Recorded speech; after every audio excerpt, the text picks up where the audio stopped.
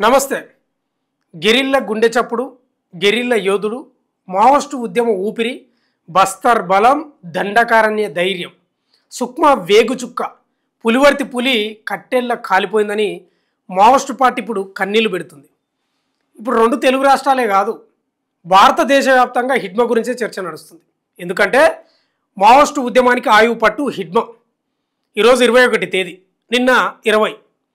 నిన్న అంత్యక్రియలు కూడా ముగిసినాయి. పువ్వర్తి గ్రామ శివార్లు చాలామంది వచ్చిండ్రు. అభిమానులు అనుకోండి, బంధువులు అనుకోండి, చుట్టుపక్కల గ్రామస్తులు అనుకోండి, శ్రేయోభిలాషులు ఎవరన్నా అనుకోండి, దాదాపు 1000 నుంచి 1200 మంది వచ్చి చివరి చూపును చూసిండ్రు. వాస్తవంగా కూడా భద్రతా బలగాలు అక్కడ పహారా కాసినాయి. సీసీ కెమెరాలతోటి వీడియోలు తీస్తూ హెచ్చరికలు జారీ చేసినా ఎవరు రావద్దు అని, అవన్నీ లెక్క చేయలే, పట్టించుకోలేదు. అందరూ వచ్చేసిండ్రు. దాదాపు అంటే లెక్కల ప్రకారం చెప్తే దాదాపు 1200-1300 మంది వచ్చిండ్రు అనేది ప్రధానంగా చెప్తారు. ఇక చితి మీద హిడ్మను అతని భార్యను ఇద్దరిని పేర్చిండ్రు.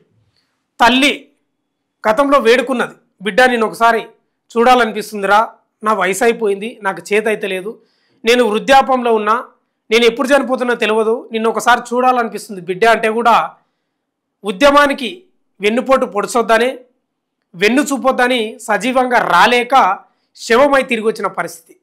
ఆ చితి మీద పేర్చిన హిడ్మ యొక్క శరీరాన్ని తాకుతూ ఆ తల్లి పెట్టిన కన్నీరును చూసి మొత్తం జనాలు మొత్తం నిజంగా చాలా శోక సంద్రంలో మునిపోయారు. అసలు ఎందుకు గతంలో కూడా ఎన్కౌంటర్లు జరిగినాయి, కానీ హిడ్మ ఎన్కౌంటర్ ఎందుకు ఇంత దేశవ్యాప్తంగా చర్చనీయాంశం అయిందంటే మోస్ట్ వాంటెడ్గా కేంద్ర ప్రభుత్వం భద్రతా బలగాలు గుర్తించినాయి.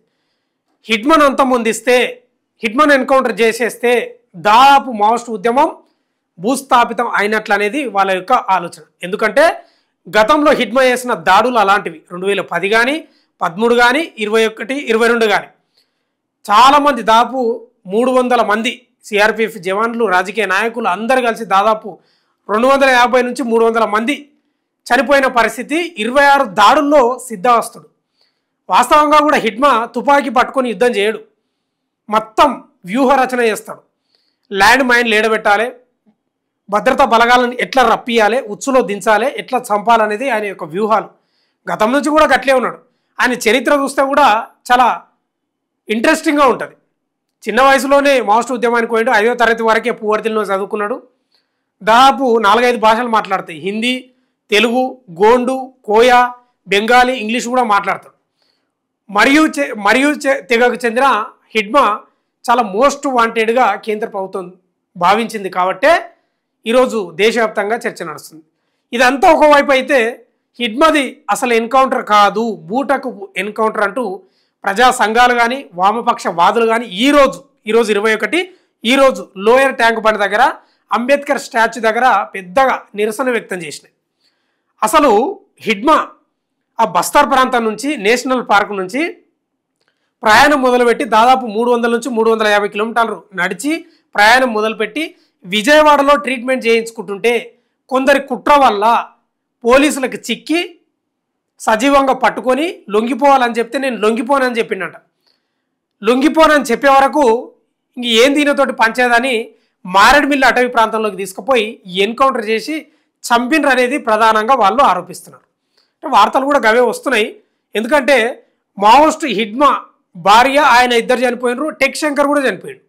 అయితే వీళ్ళ యొక్క దళ సభ్యులు, తిప్పిరి తిరుపతి దళ సభ్యులు దాదాపు విజయవాడ, ఏలూరు ఆ చుట్టుపక్కల ప్రాంతాల్లో 50 మంది పట్టుబడ్డారు.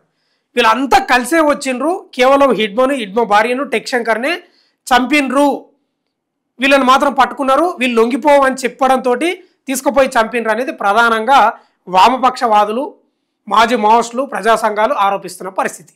ఏమో ఉంటే ఉండొచ్చు కూడా, చెప్పలేం. ఎందుకంటే హిడ్మ తల్లి రిక్వెస్ట్కి కూడా లొంగలే, పట్టించుకోలేదు. ఉద్యమ బాట పట్టిండు, పేద ప్రజల కోసం పోయిండు, పెట్టుబడిదారి వ్యవస్థకు వ్యతిరేకంగా అడవులో పోరాడిండు.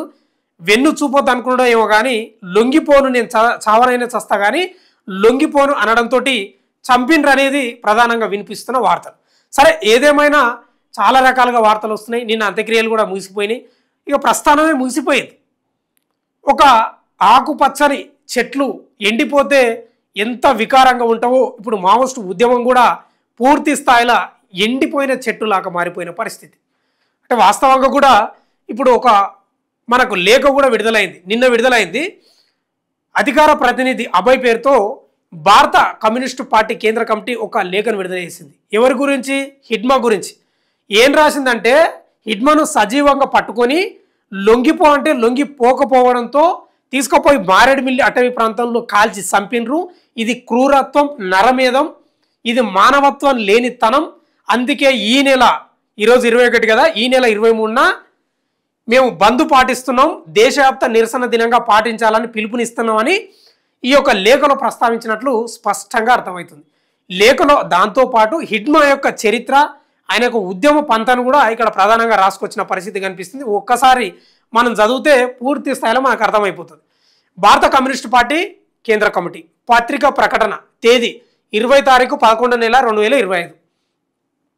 మెయిన్ హెడ్లైన్స్ చదివితే మనం ఒకసారి, కేంద్ర కమిటీ సభ్యుడు దండకారణ్య స్పెషల్ జోనల్ కమిటీ కార్యదర్శి కామ్రేడ్ మాడ్వి హిడ్మా మరియు కామ్రేడ్ రాజాతో పాటు కొంతమందిని విజయవాడలో నవంబర్ 15న నిరాయుధంగా ఉన్నవారిని పట్టుకుని క్రూరంగా హత్య చేసి మారేడుమిల్లి ఎన్కౌంటర్ కథను అల్లారు. ఏఓబి రాష్ట్ర కమిటీ సభ్యుడు కామ్రేడ్ శంకర్ను మరికొంతమందిని పట్టుకొని హత్య చేసి రంపచోడవరం ఏరియాలో ఎన్కౌంటర్ జరిగిందని కట్టుకథ అల్లారు. ఈ క్రూర హత్యకాండకు వ్యతిరేకంగా నవంబర్ 23న దేశవ్యాప్త నిరసన దినంగా పాటించాలని పిలుపునిస్తున్నామని వాళ్ళు పత్రిక ప్రకటనలో పిలుపునిచ్చిన పరిస్థితి కనిపిస్తుంది. అంటే నిరాయుధంగా అంటే కొంత ఆరోగ్యం సరిగా లేక వాళ్ళు కొంచెం నీరసంగా ఉంటే వాళ్ళని పట్టుకొని లొంగిపోండి అని చెప్తే లొంగిపోకపోవడంతో తీసుకుపోయి అడ్డదిడ్డంగా కాల్చిపడేసినరు అనేది ప్రధానంగా ఇక్కడ లేఖలు రాసిండ్రు. దానికి నిరసనగా, ఆ క్రూరత్వానికి నిరసనగా, టెక్శంకర్ను హిడ్మా భార్యను చంపిన దానికి నిరసనగా ఈ నెల 23న దేశవ్యాప్త నిరసన దినంగా పాటించాలని పిలుపునిచ్చిండ్రు. ఇంకా ప్రియమైన ప్రజలారా, నేడు దేశంలో ఆర్ఎస్ఎస్ బీజేపీ మనువాదులు పచ్చి ఫాసిస్ట్ దమనకాండను కొనసాగిస్తున్నారు. నిత్యం హత్యలతో ప్రజలను భయకంపితులను చేసే ప్రయత్నం చేస్తున్నారు. ఫాసిస్టు ప్రభుత్వం కార్పొరేట్ల ప్రయోజనాల కోసమే ఈ హత్యలు చేస్తున్నది.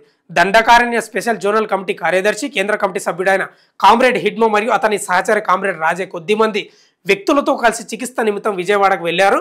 చికిత్స పొందుతున్న క్రమంలో కొందరు చేసిన ద్రోహం వలన స్పష్టమైన సమాచారం పోలీసులకు చేరింది. కేంద్రం హోం మినిస్ట్రీ డైరెక్షన్లో ఆంధ్ర ఎస్ఐబి నవంబర్ 15వ తేదీన వీరిని తమ అదుపులోకి తీసుకొని లొంగ తీసుకోవడానికి ప్రయత్నించి విఫలమై క్రూరంగా హత్య చేశారు.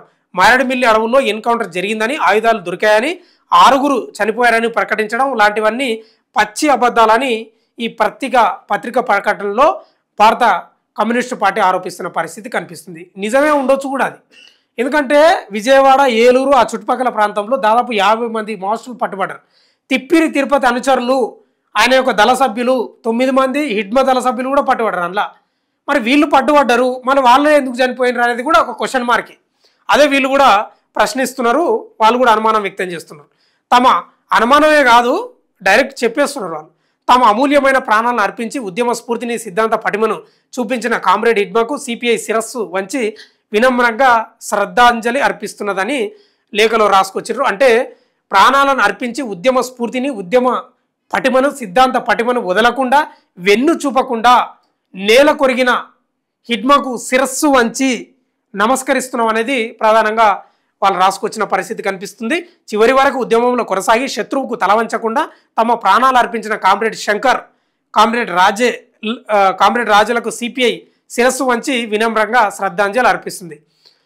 Comrade Chaitu, comrade Kamlu, comrade Mallal, comrade Develu తమ కర్తవ్య నిర్వహణలో తమ అమూల్యమైన ప్రాణాలను అర్పించి ఉద్యమ స్ఫూర్తి నిలబెట్టిన వీరికి సిపిఐ శిరస్సు వంచి వినమ్రంగా జోహార్ అర్పిస్తున్నదని వాళ్ళు రాసుకొచ్చిన పరిస్థితి కనిపిస్తుంది. వీరు కొనసాగించిన విప్లవ సాంప్రదాయాలను, ఉద్యమ స్ఫూర్తిని నింపుకొని ఉద్యమాన్ని కొనసాగిస్తామని కేంద్ర కమిటీ శపథం చేస్తుంది. చనిపోయిన వాళ్ళ యొక్క ఉద్యమ స్ఫూర్తిని, వెన్ను చూపని తత్వాన్ని, ఉద్యమ పంతాను, పటిమను కొనసాగిస్తామని శపథం చేస్తున్నారు. కామ్రేడ్ హిడ్మా ఛత్తీస్గఢ్ రాష్ట్రంలోని, అంటే కామ్రేడ్ యొక్క ఆయన చరిత్రను మొత్తం లేఖలో రాసుకొచ్చిన పరిస్థితి కనిపిస్తుంది. చాలా ఇంట్రెస్టింగ్ వార్త ఇది. ఒకసారి చాలా ఇంట్రెస్ట్గా చదువుతుంది దీన్ని. కామ్రేడ్ హిడ్మా ఛత్తీస్గఢ్ రాష్ట్రంలోని సుక్మా జిల్లా పూవర్తి గ్రామంలో 1974 ప్రాంతంలో ఒక పేద ఆదివాసీ కుటుంబంలో జన్మించాడు. చిన్నతనంలో ఆ పూవర్తి గ్రామం కూడా దాదాపు 50 లోపే ఇండ్లు ఉంటాయట. 50 లోపే, 45-46 గంతే, ఎక్కువ లేవు ఇండ్లు కూడా. చిన్నతనంలో తమ గ్రామంలో 5వ తరగతి వరకు చదివాడు. తమ ప్రాంతంలో ఉద్యమ ప్రభావం పెరుగుతున్న క్రమంలో పార్టీ సంబంధాల్లోకి వచ్చాడు. 1977 డిసెంబర్లో పూర్తికాలం కార్యకర్తగా భర్తీ అయ్యి 1998 చివరి వరకు బాసగూడ దళంలో పనిచేసిందట. 1999లో గడ్చిరోలిలో పనిచేసిందట. తర్వాత 1 సంవత్సర కాలం దండకారణ్య ఆయుధ తయారీ విభాగంలో కూడా పనిచేసిందట. 2001లో ఏరియా కమిటీ సభ్యుడు అయ్యి దక్షిణ బస్తర్కు వచ్చిందట. 2002లో ఊసూరు LOS కమాండర్ గాను కొద్దికాలం కుంట LOS కమాండర్గా కాను పనిచేసిందట. 2005లో డివిజనల్ కమిటీ సభ్యుడయ్యాడు. తర్వాత కంపెనీ 2లో PL కమాండర్గా పనిచేశాడు. 2006 నుండి 9 వరకు కంపెనీ 3 కమాండర్ గాను కార్యదర్శిగాను పనిచేశాడు. 2009లో బెటాలియన్ ఏర్పడినప్పటి నుండి బెటాలియన్ కమాండర్గా పనిచేశాడు. 2011లో BN కమిటీ కార్యదర్శిగా ఎన్నికయ్యాడు. అదే సంవత్సరం DK స్పెషల్ జోనల్ కమిటీ సభ్యుడిగా ఎన్నికయ్యాడు. 2020లో సెక్రటేరియట్ సభ్యుడయ్యాడు. 2024లో SZC కార్యదర్శిగాను కేంద్ర కమిటీ సభ్యుడిగాను ప్రమోట్ అయ్యాడు. అంటే ప్రధానంగా ఆయన యొక్క ఉద్యమ ప్రస్థానంలో భాగంగా ఏ పదవులు చేపట్టింది అనేది వాళ్ళు ప్రధానంగా రాసుకొచ్చారు. కామ్రేడ్ హిడ్మా మొదటి నుండి ప్రజల్లో పనిచేస్తూ ప్రజల నుండి నేర్చుకుంటూ అభివృద్ధి అయ్యాడు. ఉద్యమ అభివృద్ధి క్రమంలో ఉద్యమ అవసరాల కోసం అనేక విషయాలు నేర్చుకున్నాడు. ఉద్యమ అవసరాల కోసం మార్కిజాన్ని విశేషంగా అధ్యయనం చేసి రాజకీయంగాను సిద్ధాంత పరంగాను అభివృద్ధి అయ్యాడు. ఉద్యమ క్రమంలో ఆయా సందర్భాలలో ఎన్నో సర్క్యులర్లను బుక్లెట్లను రాసి ఆ క్యాడర్లను అభివృద్ధి చేసేందుకు కృషి చేశాడు. మిలిటరీ రంగంలో విశేషణ అధ్యయనం చేసి ఆచరణలో మెరుగైన ఫలితాలను సాధించినట. ఎన్నో మిలిటరీ చర్యలకు మెరుగైన పథక రచన చేసి వాటిని విజయవంతం చేసినట. ఈ క్రమంలో శత్రు బలగాల నుండి వందలాది ఆయుధాలను స్వాధీనం చేసుకొని PLGAను సాయుధం చేశాడు. కామ్రేడ్ హిడ్మా నాయకత్వంలో బెటాలియన్ శత్రు అధికారాన్ని ధ్వంసం చేయడంతో దక్షిణ సబ్జోన్లో ప్రజా రాజ్యాధికార అంగాలు నిర్మాణమయ్యి ఈ మధ్యకాలం వరకు ప్రజా రాజ్యాధికారం అమలయ్యింది. ప్రజల విశ్వాసాన్ని క్యాడర్ల విశ్వాసాన్ని చురగొన్నాడట. అంటే వాస్తవంగా కూడా హిడ్మా చిన్నప్పటి నుంచి కూడా ఇంట్రోవర్ట్ ముభావంగా ఉండేటోడంట. ఏదైనా నేర్చుకోవాలి కొత్తగా, ఎక్కువ మాట్లాడేవాడు కాదంట, కానీ ఏదైనా ఒకటి కొత్తగా నేర్చుకోవాలనే స్వభావం కలవాడట. అందుకేనేమో 4-5 భాషలు వచ్చు. హిందీ, తెలుగు, బెంగాలీ, కోయా, గోండు, ఇంగ్లీష్ కూడా మాట్లాడతాడంట. అంటే నేర్చుకోవడానికే ప్రయత్నం చేస్తాడంట చిన్నప్పటి నుంచి కూడా. పేద ప్రజల పక్షాన పోరాడాలి, పెట్టుబడిదారీ వ్యవస్థకు వ్యతిరేకంగా పోరాడాలి, పేదల పక్షాన్నే నిలబడాలనేది సంకల్పం చిన్నప్పటి నుంచే ఉన్నదేమో. మరి ఇక తండ్రి నుంచి ఆ లక్షణాలు వచ్చినా, లేకపోతే ఆ ప్రాంతం కూడా ఆ మావోస్ట్ ప్రాంతం కాబట్టి మరి ఎట్లొచ్చినో తెలియదు. కానీ మొత్తం మీద అయితే చాలా రకాలుగా మిలిటరీ విభాగంలో ఎన్నో దాడులకు వ్యూహకర్త చేసినటువంటి హిడ్మా ఎన్నో రకాలుగా అన్నీ నేర్చుకొని ఆ ఉద్యమ స్ఫూర్తిని రగిలించుకొని ఆ యొక్క సిద్ధాంత పటిమను ఎక్కడ వెన్ను చూపకుండా ఆ ఉద్యమాన్ని కొనసాగించుకుంటా పోయింది అనేది ప్రధానంగా ఇక్కడ మనకు కనిపిస్తూ ఉంది. పాలకవర్గ మీడియా గోధి మేధావులు ఎంతో కాలంగా హిడ్మాన్ ఒక దుర్మార్గుడిగా చిత్రీకరణ చేశారు. హత్య చేసిన తర్వాత నేడు ఆ విషయ అసత్య ప్రచారాన్ని బీజేపీ ఫాసిస్టు మనువాదుల అజమాయిషిలో మరింత పెట్టిరేగిపోయి చేస్తున్నారు. ఇటువంటి దుర్మార్గ ప్రచారాలు ఎన్ని చేసినా ప్రజల హృదయాలలో హిడ్మాకు గల స్థానం చెరిగిపోనిది. భగత్ సింగ్, కొమరం భీం, గూండాదూర్, గేద్ సింగ్, అల్లూరి సీతారామరాజుల చరిత్ర లాగానే హిడ్మా చరిత్ర భారత విప్లవోద్యమంలో చెరిగిపోని ముద్ర వేస్తుంది. ఆయన కేవలం ఆదివాసీ సముదాయానికే మాత్రమే నాయకుడు కాదు, పీడిత ప్రజల నాయకుడిగా చరిత్రలో నిలిచిపోతాడు. ఈ చరిత్రను భవిష్యత్ తరాలు చదివి ప్రేరణ పొందుతాయి. అంటే వాస్తవంగా కూడా బీజేపీ అధిష్టానం, కేంద్ర ప్రభుత్వం, ముఖ్యంగా అమిత్ షా హిడ్మాను చాలా మోస్ట్ వాంటెడ్గా భావించారు. అసలు కొరకరాని కొయ్యగా మారింది మనకు అనేది వాళ్ళు ఆరోపించారు గతంలో కూడా. అంటే ఒక విష ప్రచారం చేసిండ్రట. హిడ్మానే అన్నిటికీ కారణం, హిడ్మాను లేపేస్తే అంత సవ్యంగా ఉంటుంది అనేది వాళ్ళు ఆరోపించిండ్రు అనేది ప్రధానంగా మనకు పత్రిక ప్రకటనలో వాళ్ళు చెప్తున్న పరిస్థితి కనిపిస్తుంది. హిడ్మా కేవలం పీడిత ప్రజలకు మాత్రమే కాదు, పెట్టుబడిదారీ వ్యవస్థతో పాటు పీడిత ప్రజలు యావత్ సమాజానికి ఉద్యమ స్ఫూర్తి రగిలించడానికి ఎంతోమందికి ఆదర్శం. భగత్ సింగ్, కొమరం భీం, గూండాదూర్, గేద్ సింగ్, అల్లూరి సీతారామరాజుల చరిత్ర లాగానే హిడ్మా చరిత్ర మావోస్ట్ ఉద్యమంలో చిరస్థాయిగా నిలిచిపోతుందని వాళ్ళు రాసుకొచ్చిన పరిస్థితి కనిపిస్తుంది. భారత కమ్యూనిస్టు పార్టీ, RSS, బీజేపీ మనవాదులు దేశ సంపదను, ప్రకృతి వనరులను అభివృద్ధి పేరుతో కార్పొరేటర్లకు అప్పచెప్తున్నారు. దీనికి వ్యతిరేకంగా దేశంలో ఎన్నో పోరాటాలు చెలరేగుతున్నాయి. ఆ పోరాటాలన్నింటినీ RSS, బీజేపీ మనవాదులు దుర్మార్గంగా విచ్ఛిన్నం చేయడం, పక్కదారి పట్టించడం, అణచివేయడం చేస్తున్నారు. మతోన్మాదాన్ని, యుద్ధోన్మాదాన్ని రెచ్చగొడుతున్నారు. పూటకో నినాదం, రోజుకొక పథకాన్ని ప్రకటిస్తూ ప్రజలను మోసం చేస్తున్నారు. రాజ్యాంగ సంస్థలన్నింటినీ తమ గుప్పెట్లో పెట్టుకుంటున్నారు. ఎన్నికల కమిషన్ మోదీకి గోధి కమిషన్గా మారిపోయింది. అధికారులను తమ గుప్పెట్లో పెట్టుకొని బీహార్ ఎన్నికల్లో భారీ స్థాయి మోసాలు చేసి విజయాన్ని సాధించారు. దేశంలో ప్రతిపక్ష పార్టీలని మొత్తాన్ని నిర్మూలించి ఆ బూర్జువా పార్లమెంటరీ ప్రజాస్వామిక వ్యవస్థను సైతం ధ్వంసం చేసే పథకాన్ని అమలు జరుపుతున్నారు. సిపిఐ నాయకుడైన కామ్రేడ్ హిడ్మా వంటి సాహసోపితమైన యుద్ధ సేనానుల చరిత్ర చూసి ప్రేరణ పొంది ఫాసిస్టు ఆర్ఎస్ఎస్ బీజేపీ మనువాదులకు వ్యతిరేకంగా సాగే పోరాటంలో పాల్గొంటూ అంతిమంగా ఈ దోపిడీ వ్యవస్థ నిర్మూలనకై సాగే పోరాటంలో కొనసాగాలని కార్మికులకు, రైతాంగానికి, యువతకు, విద్యార్థులకు మరియు సామాజిక వర్గాలకు పిలుపునిస్తున్నామని విప్లవ అభినందనలతో అధికార ప్రతినిధి అభయ్ పేరుతో భారత కమ్యూనిస్టు పార్టీ లేఖ విడుదల చేసింది. ఏదైతే మావోయిస్టు హిడ్మా గురించి ఇక్కడ ప్రధానంగా రాసుకొచ్చింది. ఆయన చేసిన పోరాటాలు కానీ, ఉద్యమ స్ఫూర్తి కానీ, ఉద్యమ పటిమ కానీ వాటన్నింటిని కొనసాగించాలని ఎవరికి కార్మికులకు, రైతులకు, యువతకు, విద్యార్థులకు, సామాజిక వర్గాలకు అభయ్ పేరుతో వచ్చినటువంటి భారత కమ్యూనిస్టు పార్టీ లేఖలో ప్రధానంగా మనకు కనిపిస్తుంది. ఇక్కడ ఒకటే ఈ లేఖలో మొత్తం మనకేం కనిపిస్తుందంటే హిడ్మా గురించే కనిపిస్తాం. కేంద్రం వాళ్ళ యొక్క లక్ష్యాన్ని చేరుకున్నట్లు స్పష్టంగా ఈ లేఖలో రాసుకొచ్చారు. హిడ్మా యొక్క ఉద్యమాన్ని, హిడ్మా చేసిన అరాచకాలను మొత్తం బూచిగా చూపింది కేంద్ర ప్రభుత్వం, బీజేపీ ప్రభుత్వం. దేశాన్ని దోచుకోవడానికి, పెట్టుబడిదారి వ్యవస్థకు దోచి పెట్టడానికి ఎలక్షన్లను కూడా ఏకతాటిపైకి తీసుకొచ్చింది. ఈరోజు ఎలక్షన్ కమిషన్ గోధి కమిషన్గా మారిపోయింది, మోదీ కమిషన్గా మారిపోయిందని ప్రధాన ఆరోపణలు చేస్తుంది. ఏదైతే ప్రధానంగా బస్తర్ ప్రాంతం కానీ, అటవీ ప్రాంతం కానీ అక్కడ ఖనిజ సంపదను మొత్తంగా పెట్టుబడిదారి వ్యవస్థకు అప్పగించాలని ఆర్ఎస్ఎస్ మనువాదులంతా కలిసి కుట్రలు చేస్తున్నారు. ఇవన్నీ తిప్పికొట్టాలి, హిడ్మా యొక్క ఉద్యమ స్ఫూర్తిని కొనసాగించాలి, ఉద్యమంలో వెన్నుచూపని వీరుని యొక్క స్ఫూర్తిని నింపుకోవాలని ప్రధానంగా అభయ్ పేరుతో వచ్చినటువంటి ఈ లేఖలో ప్రధానంగా కనిపిస్తూ ఉంది. ఏదేమైనా హిడ్మా యొక్క ఎన్కౌంటర్తో 2 తెలుగు రాష్ట్రాలే కాదు, దేశవ్యాప్తంగా మామూలు చర్చ కాదు. ఇప్పుడు ఏ పేపర్లు, ఏ టీవీలు చూసినా అదే చర్చ నడుస్తుంది. అంటే ఏ స్థాయిలో ఆయన ఉద్యమం, ఏ స్థాయిలో ఆయన దాడులు, ఏ స్థాయిలో మోస్ట్ వాంటెడ్గా ఉన్నాడో దీన్ని బట్టి మనం అర్థం చేసుకోవాలి. ఇప్పటికి కూడా చల్లారలేదు ఇంకా. కాకపోతే ఒక బాధ ఏంటంటే తల్లి సజీవంగా చూడాలనుకున్నది కొడుకును. పాలిచ్చి పెంచిన తల్లి నా బిడ్డను చివరిసారిగా నేను చూసుకోవాలని ఎంతో కోరుకున్నది. కానీ ఆశలు మాత్రం నెరవేరలేదు.